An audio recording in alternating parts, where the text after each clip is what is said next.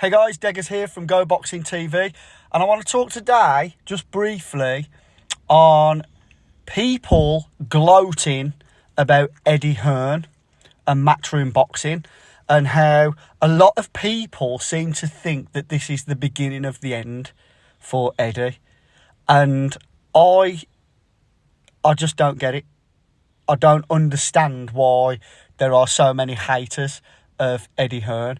Surely, as boxing fans, we all want to see great fights. We all want to see the best fight the best. And ultimately, when the best fight the best, there are going to be upsets. So it really shouldn't be any surprise that top fighters lose boxing matches. It's going to happen.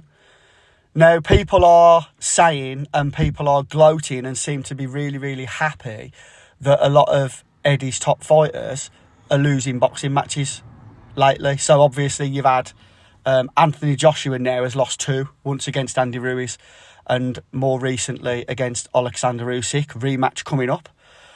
He won the rematch against Andy Ruiz, as we know. And then recently, people are going on about Dillian Whyte losing to Tyson Fury. Well, you know, really no one thought that Dillian Whyte was going to beat Tyson Fury, if we're all being honest. Maybe there was a little bit of hope from some people of an upset, but we really didn't expect to see that. And then obviously recently, just this week, Bivol has defeated Canelo. That one wasn't so much as a surprise, and I actually called it. If you go to my Instagram, the day of the fight, I actually said, it was either the day of the fight or the day before the fight, I actually said that I can actually see an upset on the cards. And credit to Eddie Hearn and credit to Canelo Alvarez for fighting an opponent like Bivol, because there's a lot of fighters out there that dodge other good opponents, and we know that goes on. And this is why I give credit to Eddie Hearn, because he will make good fights, good matchups. Just look at all of Eddie Hearn's shows. Without doubt, Eddie Hearn puts on the best undercards out of all of them. And I don't think anybody can argue that since Eddie Hearn left Sky, the fight nights have been shocking. The main events have maybe lived up to expectation, yes, granted, but the undercards have been absolutely shocking. That said, I'm not slating Sky, I'm not slating Ben Shalom. I want good fights, I want good fight nights, I want good value for money, and I wish every promoter and every fighter in boxing the very best of luck. I just want to see good matchups and good nights of boxing, not just a main event. We'll go back to Frank Warren and BT Sport. That undercard for Tyson Fury, Dillian Whyte was absolutely abysmal, and we all know it. We all know it was. And that's the point that I'm making. I don't understand why people are gloating and seemingly wanting Eddie Hearn and Matchroom Boxing to fail. Now, obviously, opinions make the world go round, and your opinion might be totally different to mine. So please, let me know in the comments. Hit me up in the comments. We don't have to fall out. We don't have to get personal. But I am interested to know other fight fans' opinions on this matter. Do you think that it's the start of the downfall of Eddie and Matchroom Boxing?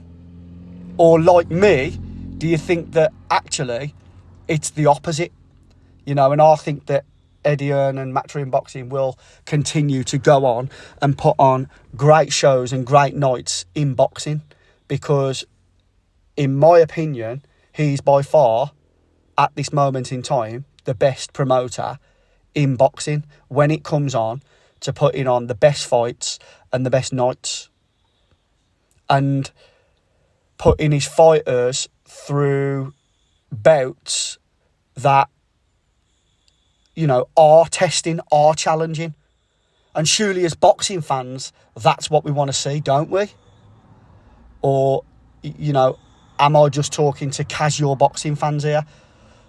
us actual fans of boxing that watch all of the fights and not just the big shows, we want to see everybody in boxing do well, and we want to see everybody, all the best fighters, fight the best fighters.